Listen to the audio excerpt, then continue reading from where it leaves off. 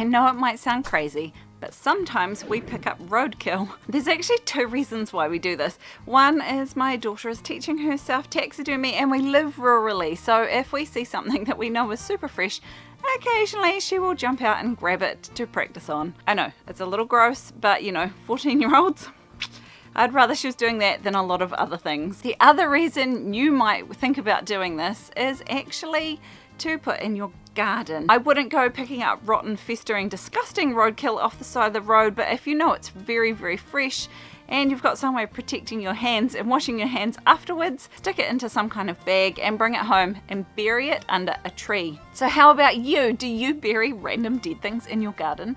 If you do, let me know in the comments down below. We did one day, we had to harvest a few of our old laying chickens. They weren't looking so healthy, and to save the rest of the flock we harvested those. Usually an old laying chicken, particularly a sickly one, is not something you want to be eating. So what we did was planted them up the very middle of my raised garden bed. Now later in that summertime, when the plants were growing, we noticed that the stuff on the sides of the garden were doing average to middly, but the stuff in the middle of the garden was significantly larger than the ones planted on the sides. Turns out they were the garden beds that we had put these chickens in underneath. This may seem a little crazy to you. For us, it is part of farm life. The saying goes, if you've got livestock, occasionally you also have dead stock, and it is part of farm life. It's a sad part of farm life, but it's also part that we refuse to go to waste. For us, it means that a lot of our fruit trees at our other property also have some kind of animal planted near the bottom of them. On the upside, it has made a fantastic difference to how those plants grow. And honestly, I don't know what the alternative would have been. I guess digging a random grave somewhere and just growing a lot of really lush grass? Why on earth would you want to bury something dead under a tree? Well, for one thing, that's how the circle of life works. Nature will naturally decompose stuff, and whatever's left from there will go in to feed the trees and plants around it. You hear a lot of people talk about giving their plants nitrogen, and the nitrogen is what gives you fast, robust growth and lots of leafy greens. One of the best sources for nitrogen is actually broken down protein. So you'll see things like blood and bone, and any kind of plant that is really high in protein, like your legumes, provide a lot of nitrogen to the soil when they break down. Part of the process of decomposition is that the protein will break down into some sort of ammonia, and then these break down further into nitrogen. Of course, nitrogen isn't the only thing that the plants will get out of these animals. These animals contain absolutely everything that was essential for life. So they've got all those micro trace minerals, they've got plenty of calcium and iron, so many different nutrients. And so it's not just the nitrogen that will be helpful, but all those other nutrients that the plants also need to grow. This is the same theory about burying eggs or fish heads in under your tomatoes that you may see. It's the same sort of concept, except you're doing it with animals that have cost you nothing. The very first pet that Matthew and I got when we first got married was a little lop-eared English bunny, and we called him Nudge Montgomery. And Nudge was the sweetest little rabbit. He'd run around, he used to play with toilet tubes, and he'd do wee kick flips. He was the sweetest thing to have in the house. But of course, as animals do, eventually he got old and sadly he passed away.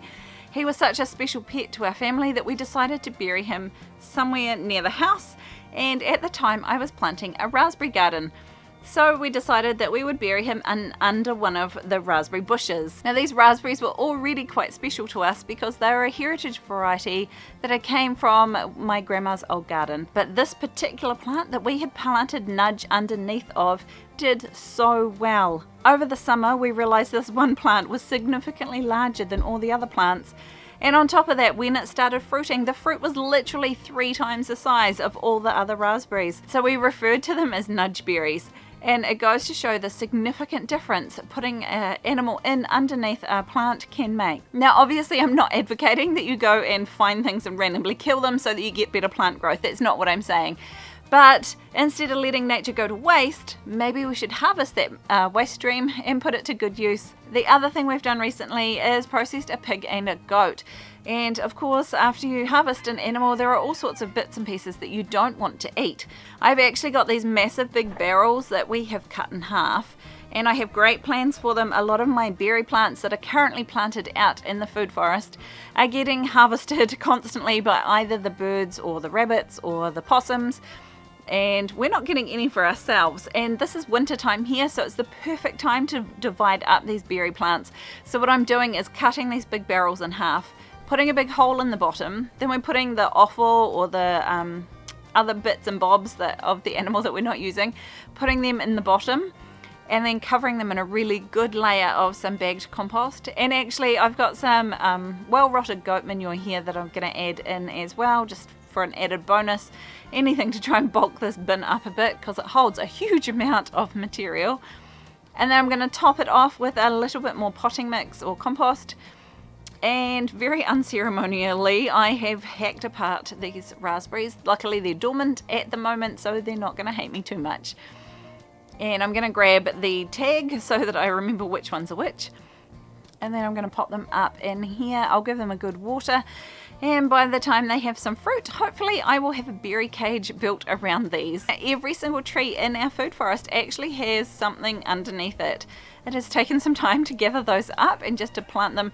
If the tree already exists, it's easy enough. Just dig a little bit out from where the trunk is and very carefully dig a hole and pop the dead whatever in there.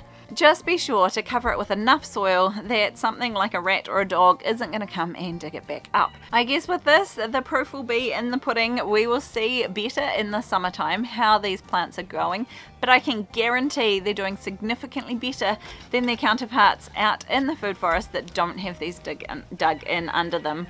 Another thing that these trees are really loving is a good thick layer of mulch, and if you want some ideas around mulching your garden, check out this video here. I will see you in the next one.